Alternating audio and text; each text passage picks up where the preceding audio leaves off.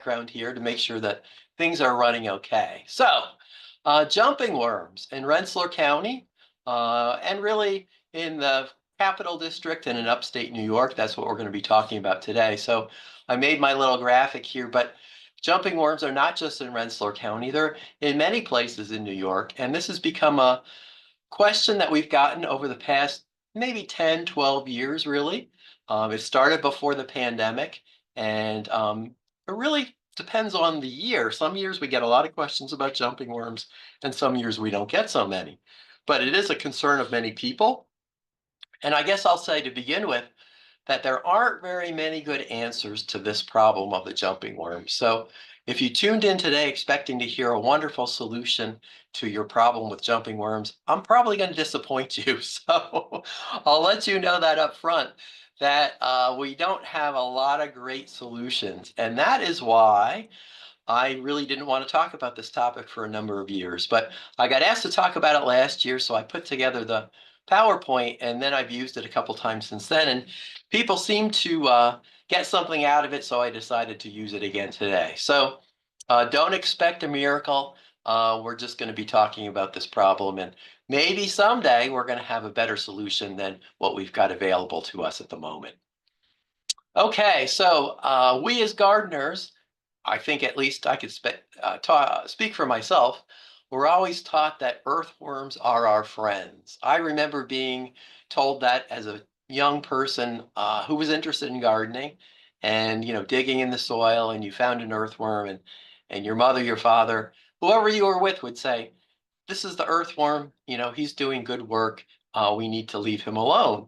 And unfortunately, this PowerPoint and really what's happened in the last maybe 15 or 20 years has really made us rethink sort of that idea. And maybe earthworms aren't all our friends. Some of them are a little bit better than others. And the jumping worms certainly aren't very good friends at all. 99% of all earthworms in the northeastern US today are not native. And that kind of blows people's minds because they think, earthworms, maybe they've been here for millennia, but not really. Our ecosystems here, our forests, the native plants evolved to live without the activities of earthworms. And earthworms that were here were wiped out, we think, in the last ice age about 22,000 years ago. So there were earthworms here. We had an ice age, and that wiped out a lot of those earthworms. And then when those glaciers retreated and the earth warmed up and our plants came back, those plants really evolved and developed without earthworms. So here's a lovely graphic that I stole off the internet. And here's the ice shield coming down into New York metropolitan area, northern New Jersey. So covering most of New York, upstate New York, and wiping out those worms. So most of the worms that we have now in our area were introduced from Europe and Asia. Okay, you might find a few native earthworms here or there. And part of the confusion I think about this is that earthworms are really difficult to identify. There's not a lot of people trained to identify earthworms. And that includes the jumping worms that we're going to talk about today. They're not easy to identify. They have a lot of small characteristics, and you really need to know what you're doing when you try to identify one of these. So most of us really have no idea what the worms that we have in our gardens are named, or what type they are for that fact. So for the past several years, we've gotten calls about these jumping worms, crazy worms. People have a number of different names for them, but we get calls and we talk to people about it, and often we can kind of tell them what we know, but we don't have really wonderful answers. And for a long time, I kind of thought, well, this is an interesting phenomenon, but I wasn't really sure how widespread it was. But really, before the pandemic, it seemed like this was becoming more and more of an issue. And I just recorded a few of the calls we got right before the pandemic. And this one was from a town supervisor in Rensselaer County who had a large number of active worms on his farm. And he's somebody that knows quite a bit about agriculture. So when he was seeing a lot of worms on his farm that fall of 2019, I really knew that something was going on out there in Nassau. That same time period, a caller from Skodak asked about the large worms his wife was seeing in her garden. She was now afraid to work in her garden. She was just so concerned about these very large, very fast moving, very active worms that she thought, oh, I don't really want to go out there anymore. And that's one of the things we really don't want to have happen. We don't want people to stop gardening. And part of the reason I made this PowerPoint was to try to encourage people to keep going, to work around this if at all possible, because we don't want to lose the benefits that we get from gardening. And many of us really enjoy this kind of activity. This is one that my friend Randy Prostak from University of Massachusetts told me. A lady called him and told the story about having 2 yards of bark mulch delivered in the spring. By September, it all disappeared. She wondered if the worms had a part in it. And she's quoted as saying, "Oh, well, now I know where $162 went." And we know that jumping worms can produce an enzyme that breaks down wood products. These, again, are very big worms, and they're different than most of the worms we've ever seen before. And these guys really are very powerful digesters of organic matter. And one of the researchers has found that they actually produce this enzyme. So they're very active in breaking down organic matter. So who are the jumping worms? There are about 45 species of introduced earthworms. Most cause no harm, we think, but it is thought that there are at least 3 species involved in this jumping worm complex: Amanthus agrestis, Amanthus tokyoensis, and Metafire. Now, I don't think it's important to know which one you have. I guess there's ways of trying to figure that out, but I don't think we have to get into nitty-gritty about each one of these species. They're a little bit different, but they all kind of behave similarly, so we're going to lump them all together today in this kind of complex we would call jumping worms. So why are we concerned about these jumping worms? Okay, here's our soil horizons, and I love that nice little graphic there. And that's going to help us talk about how these earthworms consume organic matter. And that's what earthworms do, right?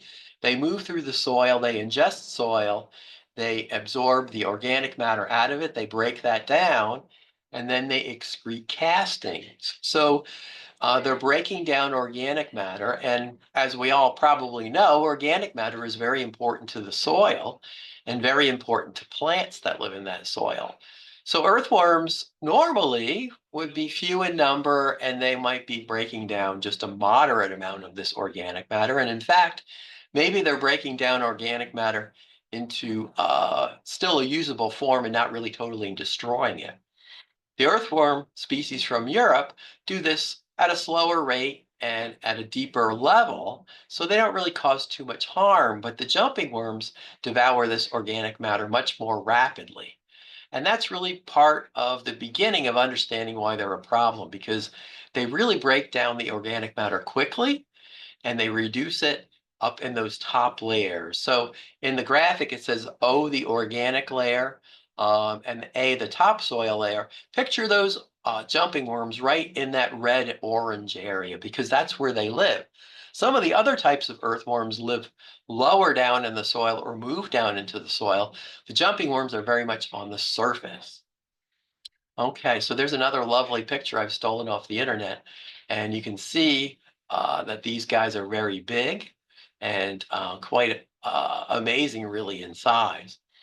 Jumping worms grow twice as fast, reproduce more quickly, and can infest the soil at higher densities. And those of you who have picked these out of the soil will really probably share a story about, I can sit in my garden and pick out many of these earthworms or these jumping worms from one area.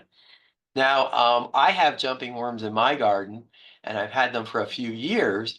So a lot of my experience comes directly from my backyard in Castleton, where am out in the summer and July and August. In a very abundant year, I'll be picking jumping worms every evening as I go about and do some weeding. So I have them and I know them quite intimately from that experience. So amethysts are classified as litter or surface dwellers, and we have a very fancy term there, epiendogic, which I thought was kind of cool, meaning that they live in this top layer. Okay, they don't really burrow down very deeply, and they can reproduce and have very high densities. You don't find just one, you find many usually, because they can tolerate living next to many of their kin in the soil. So again, why are we concerned? Well, there's a number of reasons why we're concerned, and we'll start out talking about how these jumping worms alter the structure and the chemistry of the soil. And they alter the chemistry of the soil in two different ways. Through their activities of ingesting the soil and extracting the nutrients out of the organic matter and breaking it down, they really concentrate what nutrients are left in their castings. And think about a plant is growing in soil, and the plant is adapted to pick out the nutrients it needs from the soil. But the jumping worms, when they're there, they're really changing the nutrient profile. They're concentrating the nutrients and making them maybe more dense in certain areas of the soil. And they also bioaccumulate heavy metals. So in soils, we have things like copper and zinc and iron and other nutrients, which to plants in low levels are nutrients and they're beneficial, but these guys can make these nutrients denser. And that again is altering this chemistry of the soil. And that necessarily doesn't necessarily mean a good thing for a plant. And we're going to see evidence of that. So here's some pictures that, again, I stole off the internet. And on my left-hand side, at least, is a healthy forest. We have larger trees. We have an understory layer of smaller trees and shrubs. Then we have smaller plants down on the ground, maybe growing only a foot or two, or maybe a few inches. And on the other picture, on my right-hand side, we have a very uh, diminished forest in the lower layer there. That forest floor is almost bare. And we can attribute that to several things. Certainly, deer don't do us any favors, and we've noticed a decrease in forest abundance and forest regeneration because of deer. And the jumping worms are doing similar things through their activities in the soil. They're reducing the plant layer in that lower level of the forest. So when our forest looks depleted, we blame it on deer perhaps, but partly it could be jumping worms if they happen to live in that kind of an area. And here again is another area where it looks like they're doing some maple sugaring, but you can see there's very little growing on the ground there. We just have these older trees and then a very poor lower layer of vegetation. So these jumping worms are reducing the organic matter. Seeds don't germinate well, and seeds of native plants especially have a very difficult time growing. The soil becomes unstable, and root systems of plants don't grow very well. And actually, invasive species, things like garlic mustard and Phragmites and some of these other plants, have an easier time moving into these areas because of this soil disturbance.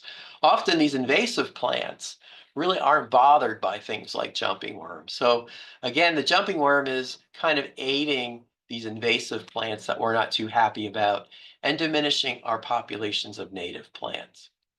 And again, with bare soil, we have usually an increase in soil erosion, which is never good. So salamanders, invertebrates, birds, other animals in this food web also decline based on this jumping worm density. So these have really been studied in certain parts of the country, in the Great Lakes area. They've noticed earthworms, in addition to jumping worms, causing problems in the forests out in the Great Lakes. And this has been noted out in that part of the world. Also in Vermont, this has been studied quite a bit. And we see this whole decline of the ecosystem. So it's kind of hard to imagine that the jumping worm is, causing a decrease of songbirds, but we all know that these things are all linked. And it's really a web of species, with us included, that depend on this environment. And when something new moves in that is not so desirable, like the jumping worm, things get a little messed up. So here's a picture that I took in my backyard, and people often really understand or they start to get to know that they have jumping worms from this kind of a picture. This picture was taken in July or August or September, and the soil doesn't look like it normally does. It has a different texture to it. And I like the term ground beef because it really, to me, does look like ground beef. And these are the castings of the jumping worms. They've been in this area at high densities for weeks and weeks and weeks at this point in the summer, and they've really altered the soil structure, and they've created this ground beef effect or this coffee grounds effect. So again, this is destabilizing to plant roots, and our plants don't really like that so much. And this is a great indicator if that you have jumping worms. If you see this, yes, you probably have jumping worms, and we don't need to necessarily identify the worm itself. We have evidence through this abundance of castings. If you had a normal, I'll just quote unquote normal earthworm population of just a few earthworms and a few less aggressive species, you wouldn't see this level of castings being generated. Again, another picture of kind of the same thing. And there's the jumping worm doing its thing, making the ground into this, or making the soil into this ground beef effect. Jumping worms also cause damage to the roots of plants in nurseries, gardens, and lawns. And those are some of the things that people have noted that have been studying these.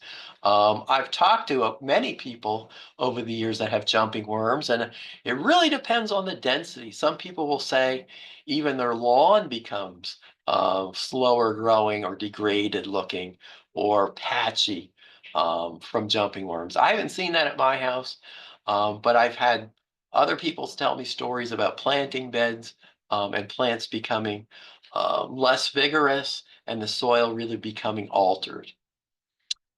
University of Minnesota, they're another group that's really studied these. And they're saying earthworms, including the jumping worms, are ecosystem engineers.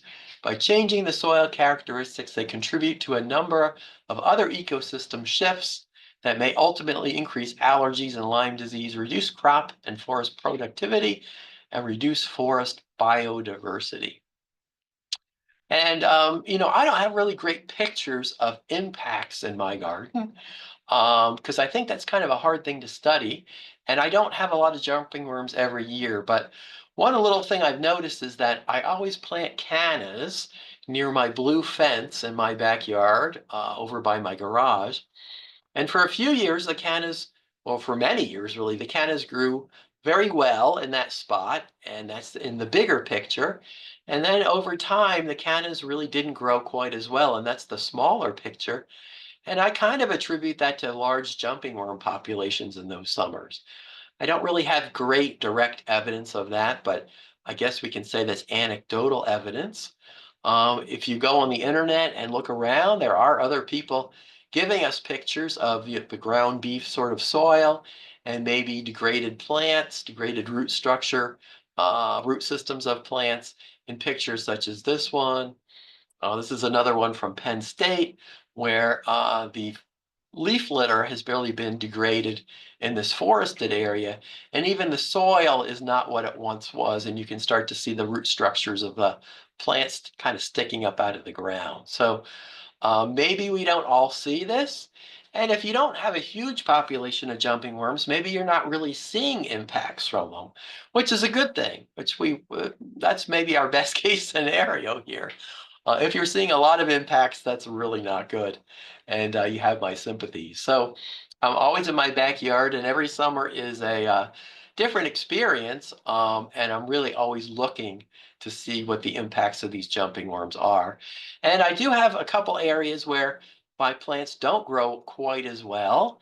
And I'm kind of suspicious of the jumping worms, but I can't really pin the entire blame on them as well. Now, it's really not a new problem. And one of the interesting things in this whole discussion over the past 10 or 12 or 15 years is that once in a while I'll meet somebody that's been in the nursery industry, the greenhouse industry, or maybe a gardener, and they'll say, we've had these. We've had these since I was a kid. I can remember, 20, 30, 40 years ago, we had these worms. And yes, it is really not a new problem. Some of the literature talks about these types of worms being here at least since the late 19th century. So maybe they're new to you, maybe they're new to your property, but they've been around for quite a while. And I think they're just spreading more and more these days. This is a picture I found of the population spread across the country, and at least as of a few years ago, there were 34 states reporting these. Now, I can't really believe that there aren't any in Arkansas there or Rhode Island, but maybe people haven't looked well enough. But they are around, and a lot of times people might not see them if they're just not in very high densities and they're not really looking for them. So how do I identify a jumping worm? Let's talk a little bit about that.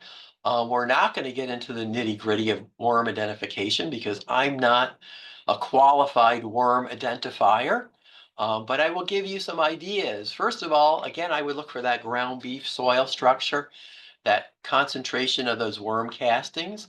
And again, you won't see that until July, August, September, because that's when these guys are really at their most active and their most vigorous. When you find a worm, note fast movement, thrashing, or crazy jumping behavior.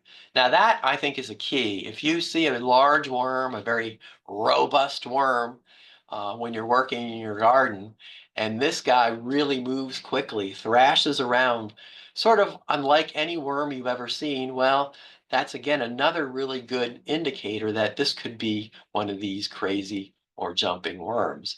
And they really move like a snake. And in fact, I don't think I've ever seen a snake move quite as quickly as a jumping worm. They're really very, very vigorous and very active when disturbed. The literature talks about it can shed their tails in defense. And I thought, well, that just sounds crazy.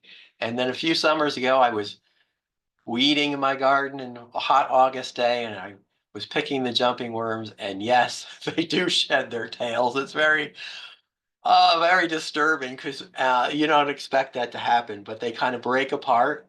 And when you're throwing them in your 5-gallon bucket, you can see them come apart, and it's very, very strange. So um, they are really remarkable creatures.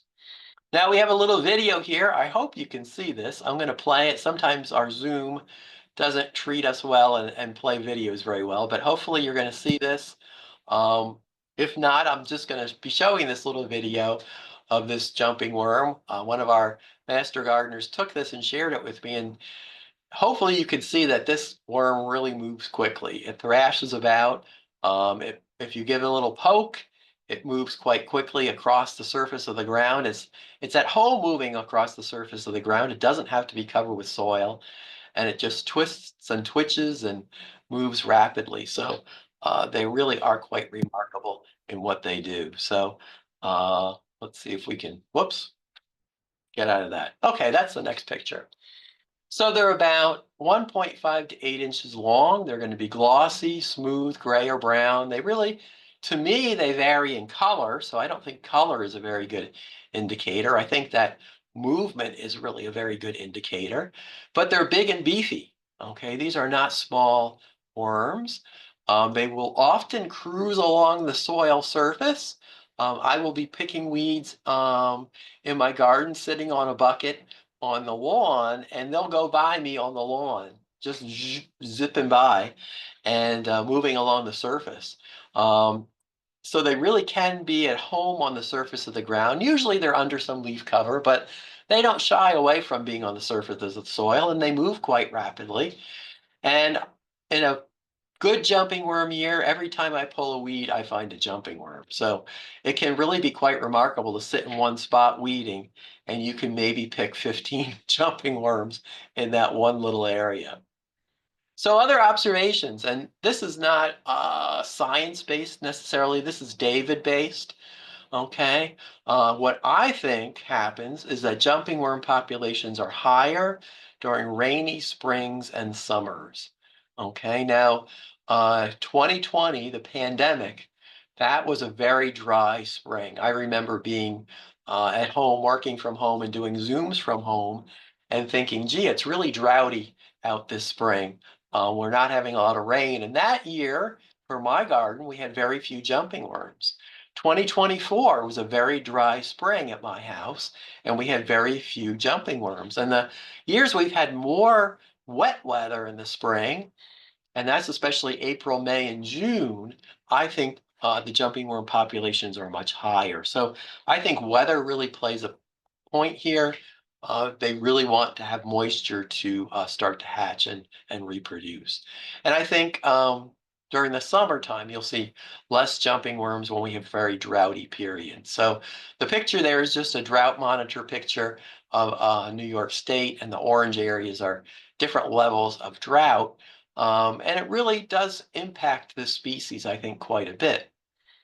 How about the characteristics of the body? Well, there's an area called the clitellum. That's the band of the worm. On these guys, it's smooth to the body, cloudy, white or gray, and it completely encircles the body. And that's a little different than some of your other worms. Other species have a clitellum that's raised in pink, or it doesn't go entirely around the worm. And in that picture there, which I don't think I took, you can see it's a very white band, and it's very prominent there. And this is a really great picture I stole from the internet. The jumping worm is at the top there, and they're saying it has this annular clitellum, or sort of this smooth clitellum, or this band. And the worm in the bottom there, a European type worm, has more of a raised clitellum. It's also located further back away from the head of the worm, whereas the jumping worm clitellum is a little closer to the head of the worm. So again, if you want to get into jumping worm ID, those are where you begin, but even that is just the beginning of identifying these type of guys. Okay, so there we have our picture. Let's talk about the life cycle. Okay, so we are in the end of March. So right now, the jumping worms are dormant, and they're in the cocoon stage or egg case stage. They do not overwinter as big worms. Okay, not normally at least. I've had people call me in March and say, "Oh, I got big jumping worms in my garden right now." And that I'm a little concerned about, because most of the time they don't overwinter as adults. Those adults will die as the ground gets colder. The eggs are the ones that survive. So we would normally think of them as being dormant and in the cocoon stage right now. And these cocoons, which I'll show you in a moment, or these eggs, are very tiny, and they're very difficult to see. Okay, each cocoon contains 1 to 2 eggs, and these cocoons, or these eggs, dry out and dehydrate over the winter, and they can survive to minus 40 degrees. So we're not going to have any great luck with cold temperatures killing these guys off. They're going to survive just fine.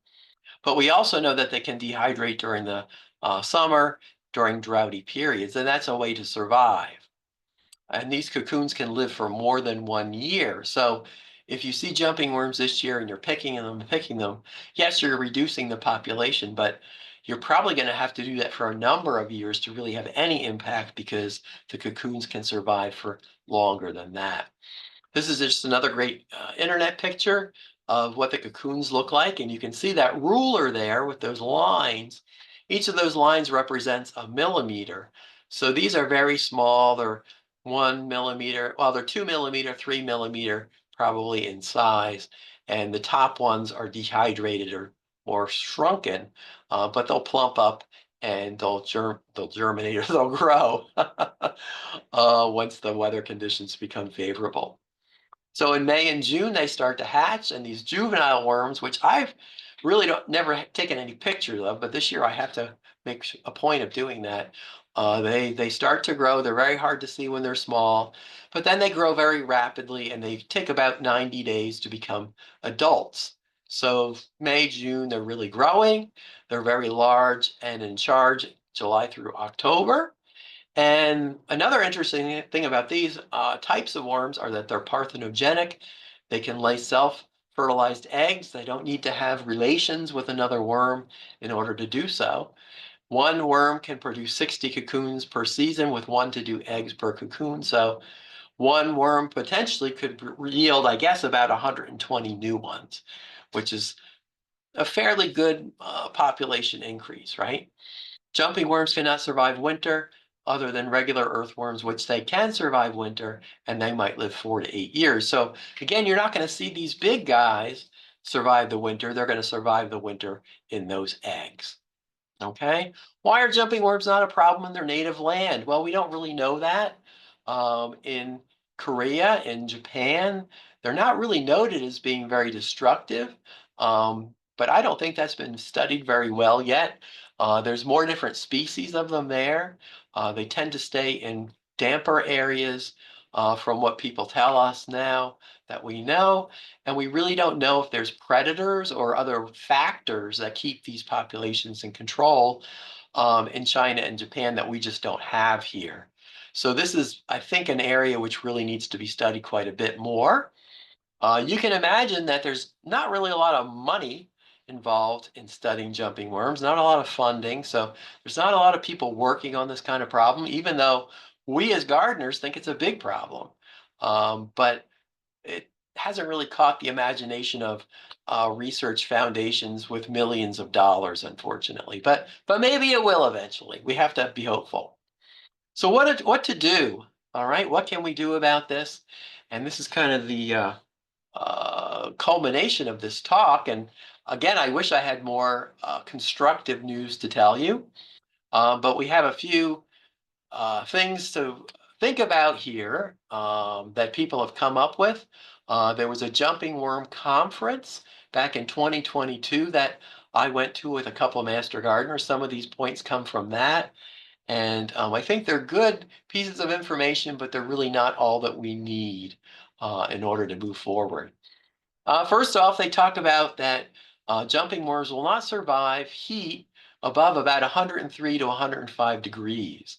So if you're buying compost that's been heat treated, or compost that's gone through that whole heat cycle of development from raw yard waste into compost, with one of those piles that heats up and is turned, you're probably not going to have jumping worms in that type of a environment, because they're not going to survive that heat. One of those compost piles can go 120, 130 degrees, and that will kill these guys. Now, soil maybe doesn't heat up like that unless it was somehow heat treated. I don't know of anybody selling heat treated soil. If anybody knows a source for that, that would be wonderful to know. And certainly mulch doesn't necessarily have a heat treatment. If it's just wood chips or something like that, it hasn't been heated up. Always check your plants before planting. When you're taking the plant out of its pot or container or what have you, have a look at those root systems, especially, in May, June, July, you're going to be able to see maybe tiny worms. You might think about planting bare root plants that have no soil, because we know that soil and compost and mulch can really move these guys around. I would suggest shopping locally. Talk to your nursery, talk to your garden center. Deal with people that know these problems rather than maybe big conglomerates that don't really have a stake in this sort of a thing. I would feel fairly confident dealing with my local garden centers and nurseries that certainly don't want to be spreading this problem. Plant swaps, a good idea. I remember when I moved to my house, digging in that garden for the first 5 or 7 years, I thought, gee whiz, I have no earthworms here. And then over time, I had more and more jumping worms. And the one thing that I think might have happened was I used to like to go to plant swaps. And that was a very common thing back in the day. If you had, a lot of lily of the valley or daylilies or something in your yard, you dug them up and you shared them with your friends and you moved them around. And I think that's probably where I got my jumping worms from. If you keep your waste on your site and make your own mulch and compost, that can be a plus. And certainly clean your boots. A lot of the biology people, the environmental people, talk about moving a lot of invasive species on muddy boots, muddy tools, things like that. So if you happen to be a volunteer master gardener and you go somewhere and you're digging quite a bit and you go home, wash that shovel off before you dig in your own garden. Wash your boots off. That might seem kind of extreme, but maybe it will make a bit of a difference. And they don't really suggest using jumping worms as fish bait because what inevitably happens is that some of these will escape, or maybe the fisher person will throw the extra worms out at the end of the day into the bushes, and then they've spread the jumping worm somewhere else. So we don't want to spread them in any way we can. And certainly this idea of prevention is really one of the most important things we have because we don't have great solutions. Again, composting, solarization, putting your bagged materials in the sun for a few days. Those can reach 150 degrees on a hot day. Not a bad idea, right? If you want to do something like that. So the heat is a thing that's been, I think, fairly recently really researched, and that could help us out quite a bit, but it's not necessarily an easy thing to do, raising these products up to 104 degrees. What if you already have them? Well, first of all, you have my sympathies because I know that they're something that really causes people a lot of grief and a lot of heartache, but you can pick them and destroy them. I mean, that's really one of our main things that we can do. Some people have thought that alcohol, if we put them in a jar or bucket of alcohol, that's the most ethical, quick kill. You can put them in a plastic bag and solarize them. You can freeze them, although I don't know how many people would want to put them in their freezer. I tend to drop them into a bucket of soapy water.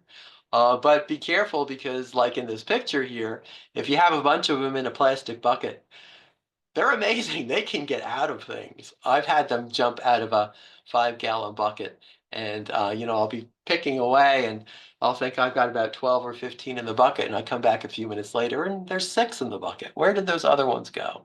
So they are really amazing escape artists.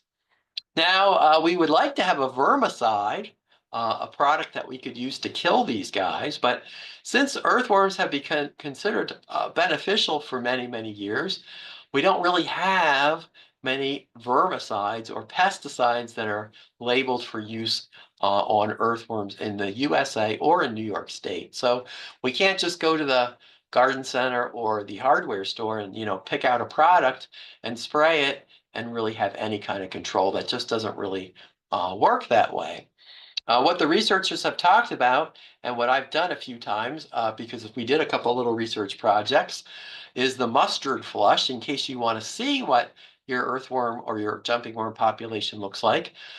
Here you would take 3 ounces of powdered mustard, mix it in 1 gallon of water, and pour it over 1 square foot of soil. And if you wait a few minutes, you'll see your jumping worms come up to the surface. And when they study these guys, this mustard flush is one of the things that they do to get an idea of what populations are like. And I'll show you a picture of that in just a second. I think the potential of the saponin products is probably the biggest thing that we have, but we don't really have, to my knowledge, anybody working on this. Saponins are plant chemicals. They're plant-based chemicals. They're soapy-like properties, and they irritate worms. And the two that have been somewhat studied are tea seed meal, which I'll tell you about in a minute, and also alfalfa pellets, which anecdotally people have said if you take alfalfa pellets, which are processed and made for feeding animals, and put them on soil, that may irritate the jumping worms and reduce their populations. Now, I don't know of a study that's really looked at that, and we can't recommend that as a recommendation because it's not an official pesticide. So that just falls into the anecdotal area. Maybe somebody will study that more, and eventually maybe we'll have some sort of a product we can use. Now, this is a picture of a mustard flush I was doing one day in October, and that's kind of what it looks like when you dump a lot of watery mustard on your soil in your garden in October. And I found 8 jumping worms in 1 square foot in that little process there. Now, you're not going to really use that to control your jumping worm population. It's just more of a research tool, I think. But this is I think it points up some of the difficulties of really trying to control a pest that's under the soil. It's really a very difficult process. Now, the saponins have been studied a little bit in the golf course world. There was a gentleman way back in the 1890s that used something called Mora meal, and Mora meal had saponin in it, and he put that on a golf course probably on the green of the golf course. And that when it was watered in and worked its way into the soil, it irritated those worms and they came up out of the soil. So that really probably is the earliest recording of somebody using these saponins as a way of trying to control worms. Now, on golf courses, they really don't like earthworms because earthworms make castings. And when you're putting your ball on the very smooth green, it makes your ball go all wonky. So they really have a lot of stake in trying to keep earthworm populations off of golf courses. And probably the most cited work here is this 2011 research paper done by a Dr. Potter. I believe he was in Kentucky, and he used a product called early bird fertilizer, which was produced in China. It had a 301 analysis, and it was made from tea seed meal. And really, this is a byproduct of the tea processing industry. And this tea seed meal has a lot of saponin in it.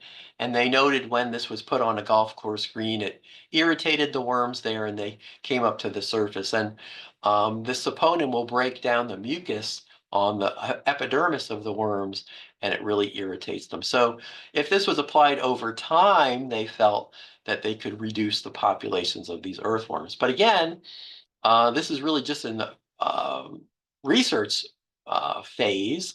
It's not a recommendation by any means. We can't recommend that you go out and use this. And in fact, it's really kind of hard to find it for sale. So I don't think that this is really a solution at all. You can Google this paper. It was put out by the U.S. Golf Association back in 2011. It's interesting reading. It would be nice if somebody followed up on it and created a product for us to use. But again, it's not an official pesticide, it's a fertilizer, and we can't tell people to use it as a pesticide because it's not labeled that way. Okay, this is another one that maybe has some potential. This was a project that talked about how putting an electrical current in the ground can reduce the populations of different soil pathogens, such as Phytophthora, which is a disease of plants, which can kill lots of different types of plants very quickly and very effectively. And they were also noting that these electrical currents in the ground potentially had earthworm management potential. So this was a really high-tech picture I found. I've never seen this for myself, and I don't know where this has gone, but perhaps somebody can think of a way to do this. I wouldn't suggest this at all for the home gardener. Don't try to put probes in the ground and attach it to any kind of electrical device, please, because we don't want to have people getting hurt. Okay, also from that jumping worm conference, they talked about a few other things we can do. We can manage other stressors such as deer. We can try to plant plants that have deeper root systems, like pollinator plants, prairie plants. Poison ivy is very jumping worm resistant. I think, and I wrote it in orange there, that we need a jumping worm resistant plant list. So if somebody wants to work on that, that would be a great master gardener type project. From the conference, they have a list there of some plants that some people have thought were a little more resistant to jumping worms, such as the jack in the pulpit, the trout lily, Christmas fern, blue cohosh, jump seed, and native partridge berry. I think these are mostly shady, part shade type of plants, native plants that they've noted, at least to some degree, we're doing okay in areas with jumping worms, but we don't really have a great amount of research on that either. And then another person in the conference talked about how if we till the ground over and over repeatedly for a few years, we might reduce the jumping worm population. But of course, tilling the ground is not really great for the soil, and tilling the ground is not really possible if you're growing a garden in that soil. So I'm not sure how useful that one is. If you want to report your jumping worm infestations, IMAPS Invasive, iNaturalist, there's places that would like to have that information because the more these are noted, the more these are reported, perhaps maybe there'll be more grant funding toward them in the future. So if you want to do that, I would urge you to go look at IMAP Invasive and iNaturalist. We do have a good jumping worm fact sheet that some of our colleagues within the Cornell world and the jumping worm outreach team have put together. You can find it on the internet. It looks like this. I would just Google Cornell jumping worm and you'll find this has got a lot of great information, and most of what we talked about here today is on that fact sheet. So if you're trying to educate people, share this with your neighbors, this is a great piece to use. And if you really want to learn a lot more about worms, not just jumping worms, but earthworms in general, there's a little book. This is a very small book. It's kind of a pocket-sized publication, and it's called Earthworms of the Great Lakes, and it goes into many of the earthworms that they're studying out in the Great Lakes area, and why they're concerned about them. So it's a nice little read, and it goes into some more details than we had time to do here today. So really, what we would like to have happen is we would like people to stay interested in gardening. We don't want our people, such as the lady from Skodak, to give up. We don't want you to be discouraged. We want to minimize the spreading of these jumping worms. We want to have healthy landscapes, and we want to provide good information, because I know that there's a lot of sort of misinformation or concern about these jumping worms, and hopefully we can kind of set the record straight about them and get people kind of all on the same page about what's going on. But I think, my real concern is that people get turned off about gardening, and I find gardening to be such a wonderful activity in so many ways, and I don't want people to be discouraged. So I'm hopeful that we'll have some better answers in the coming years.